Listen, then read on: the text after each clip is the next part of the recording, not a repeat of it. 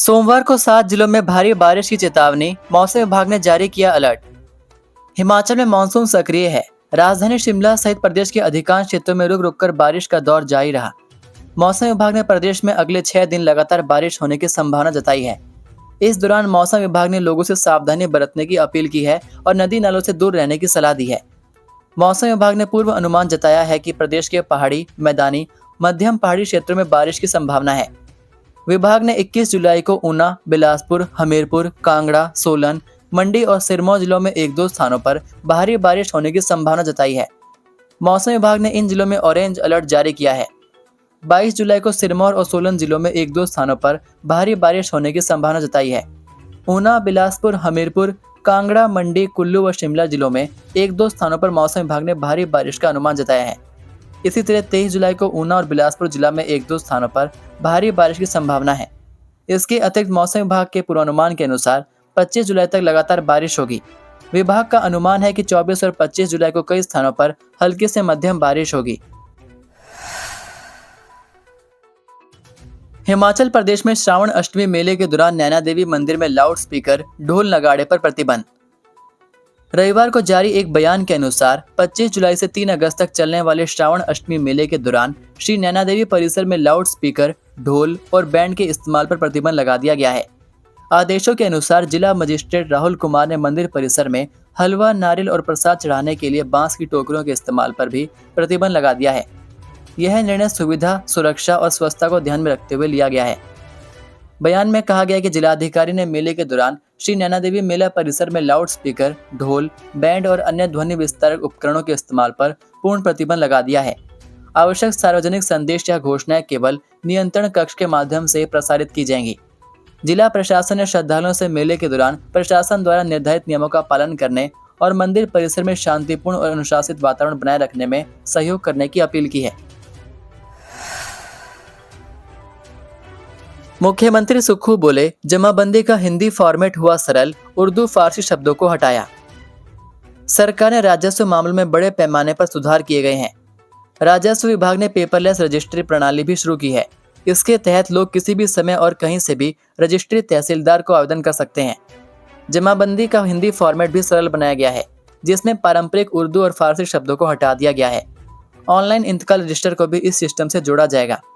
मुख्यमंत्री सुक्खू ने कहा कि राजस्व विभाग डिजिटल माध्यम से हस्ताक्षरित किए गए जमाबंदी मॉड्यूल पर भी काम कर रहा है, जिससे फर्द प्राप्त करने के लिए पटवार खाने में बार बार जाने से छुटकारा मिलेगा। इसके अलावा ऑनलाइन इंतकाल मॉड्यूल तैयार करने की भी योजना है, जिससे इंतकाल की रजिस्ट्रेशन प्रक्रिया तेज होगी और इसे सीधे जमाबंदी से जोड़ा जा सकेगा। रविवार को जारी बयान में सीएम ने कहा कि राजस्व मामलों का निपटारा घर द्वार करने के लिए उप तहसील और तहसील स्तर पर लोक राजस्व अदालतों का आयोजन किया जा रहा है। जॉब ट्रेनिंग मामले में बिंदल, सुक्खू सरकार पर बरसे, बोले बेरोजगार युवाओं को ठगने का नया जाल। भाजपा प्रदेश अध्यक्ष डॉक्टर राजीव बिंदल ने जॉब ट्रेनिंग मामले पर कांग्रेस सरकार को घेरते हुए कहा कि यह हिमाचल प्रदेश के बेरोजगार युवाओं को ठगने का एक नया जाल है। नौकरियों का मुद्दा ना उठे, इसके लिए यह सरकार के लिए 1 साल का जीवनदान है। बिंदल ने सीधा सीधा कहा कि कांग्रेस सरकार केवल युवाओं को ठगने और शोषित करने का काम करती है। डॉक्टर बिंदल ने कहा कि लोकतंत्र और जनतंत्र के इतिहास में शायद कांग्रेस जैसी सरकार ना कभी पहले आई और ना आएगी। पहले यह एक फैसला लेती ही नहीं है और जो फैसला लेती है वह जन विरोधी होता है।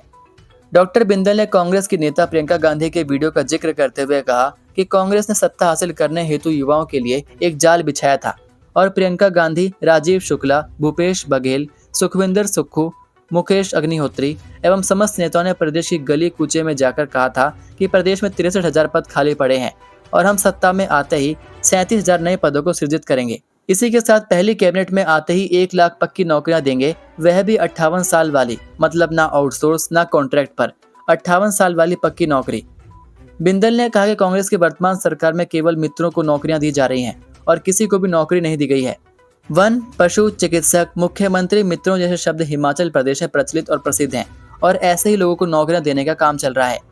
हिमाचल प्रदेश की लाइब्रेरी में अनेकों युवा एग्जाम की तैयारी करते हैं, पर अगर एग्जाम आते हैं तो वह रद्द हो जाते हैं या उनका परिणाम रुक जाता है। हम याद दिलाना चाहेंगे कि वह वही सरकार है जिन्होंने नौकरी देने वाले संस्थान बंद कर दिए और एक ही अधिसूचना से हिमाचल प्रदेश के 1.5 लाख पदों को समाप्त कर दिया। रोजगार के अवसर एवं साधन भी समाप्त कर दिए। न आउटसोर्स पॉलिसी बनी, न नौकरी देने का कोई रास्ता खुला। सांसद कंगना के बिगड़े बोल, बोली मंडी में आया भारी भरकम भूकंप, सोशल मीडिया में हुई ट्रोल। अभिनेत्री एवं मंडी की सांसद कंगना रनौत एक बार फिर अपने बयान से चर्चाओं में हैं। दिल्ली में एक एजेंसी को दिए इंटरव्यू में कंगना ने मंडी संसदीय क्षेत्र में आई आपदा को भारी भरकम भूकंप बता दिया।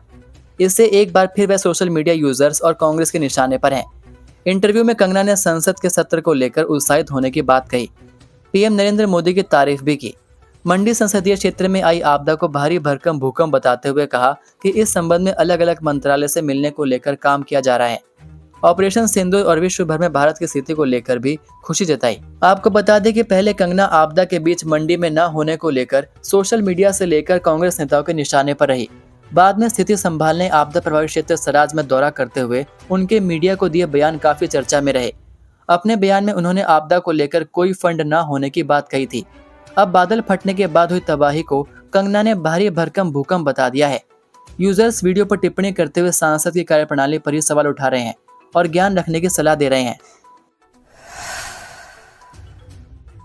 हिमाचल में हर साल आ रही आपदा का वैज्ञानिक मूल्यांकन करवाएगी केंद्र सरकार, शाह ने दिए निर्देश।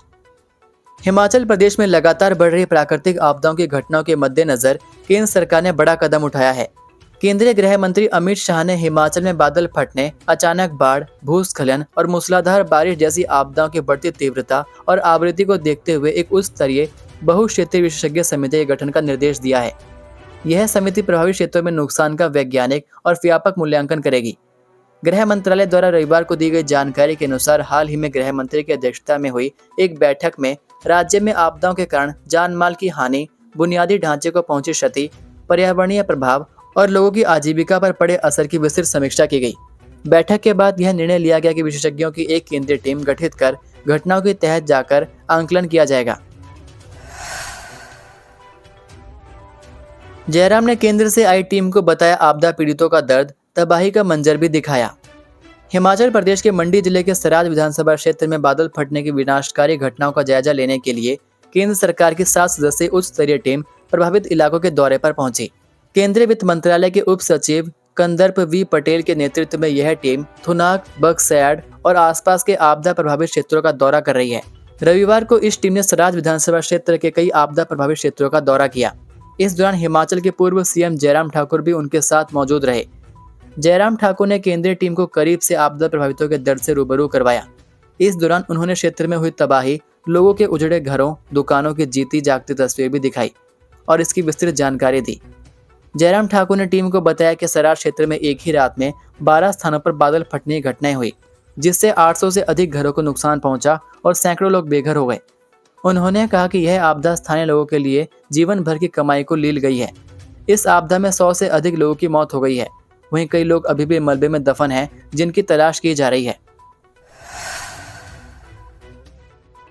कैंसर, डायबिटीज, बीपी और दर्द निवारक सहित 58 दवाओं के सैंपल फेल। देश भर में स्वास्थ्य सुरक्षा को लेकर एक गंभीर चिंता का विषय सामने आया है।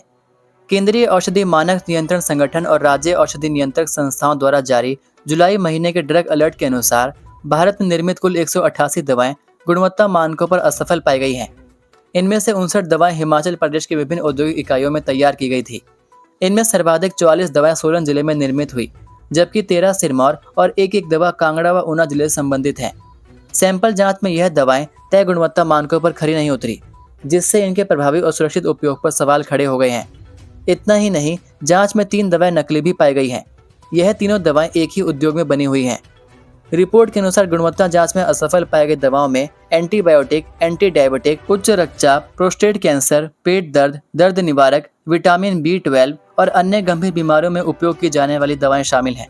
इसके अलावा कैंसर और त्वचा रोग में इस्तेमाल होने वाले कुछ इंजेक्शन भी सैंपल परीक्षण में असफल पाए गए। इनमें मिथोट्रैक्सेट इंजेक्शन 15 जो मुंबई की BDH इंडस्ट्रीज लिमिटेड द्वारा निर्मित है और डोसीटैक्सिल हाइड्रोस IP जो चीन की शंघाई बायोफार्मा कंपनी द्वारा निर्मित है।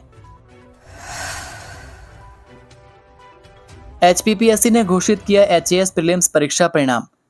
हिमाचल प्रदेश लोक सेवा आयोग ने HAS संयुक्त प्रारंभिक परीक्षा 2025 का परिणाम घोषित कर दिया है। यह परीक्षा राज्य की प्रशासनिक सेवाओं के लिए होती है। उम्मीदवारों के रोल नंबर HPPSC की आधिकारिक वेबसाइट पर अपलोड किए गए हैं। केवल वही उम्मीदवार जो प्रारंभिक परीक्षा में सफल हुए हैं वे अब मुख्य परीक्षा में बैठने के पात्र होंगे। बैजनाथ मंदिर में प्रशासन ने लगाई पीतल की जलहरी, श्रद्धालु कर पाएंगे जलाभिषेक। प्रसिद्ध शिव मंदिर बैजनाथ में इस बार के श्रावण मास में श्रद्धालु शिवलिंग पर जलाभिषेक कर पाएंगे। हालांकि मंदिर के गर्भगृह में जाने को किसी की भी इजाजत नहीं दी जाएगी। प्रशासन ने श्रद्धालुओं की सुविधा के लिए मंदिर के अंदर खुली जगह पर एक अस्थायी जलहरी लगाई है, जिसे पीतल की पाइप द्वारा शिवलिंग स्थल तक जोड़ा गया है। प्रत्येक श्रद्धालु जल को जैसे जलहरी में डालेगा तो वह जल सीधे शिवलिंग पर चढ़ाया जा सकेगा। SDM संकल्प गौतम और तहसीलदार रमन ठाकुर ने कहा कि हाल ही में विधायक किशोरी लाल की अध्यक्षता में आयोजित बैठक में संभावित व्यवस्थाओं की रूपरेखा तैयार की गई थी, जिसके अंतर्गत बुजुर्गों तथा दिव्यांगजनों को मंदिर में दर्शनों के लिए प्राथमिकता दी जाएगी। विधायक किशोरी लाल ने श्रद्धालुओं का आह्वान किया है कि वे मंदिर के सुचारू व्यवस्था बनाए रखने में प्रशासन का सहयोग करें। ये थे आज के मुख्य समाचार। हिमाचल प्रदेश की बड़ी खबरें रोजाना जानने के लिए सब्सक्राइब कीजिए DHP न्यूज़ चैनल को और बेल आइकन पर क्लिक करें, जिससे आपको प्रदेश की बड़ी खबरें हमारे द्वारा मिलती रहें। वीडियो को लाइक और शेयर ज़रूर कीजिए और आप हमारी वीडियो कौन से शहर से देख रहे हैं नीचे कमेंट करके ज़रूर बताइए। वीडियो में अंत तक बने रहने के लिए आपका बहुत बहुत धन्यवाद। जय हिंद, जय भारत, जय हिमाचल।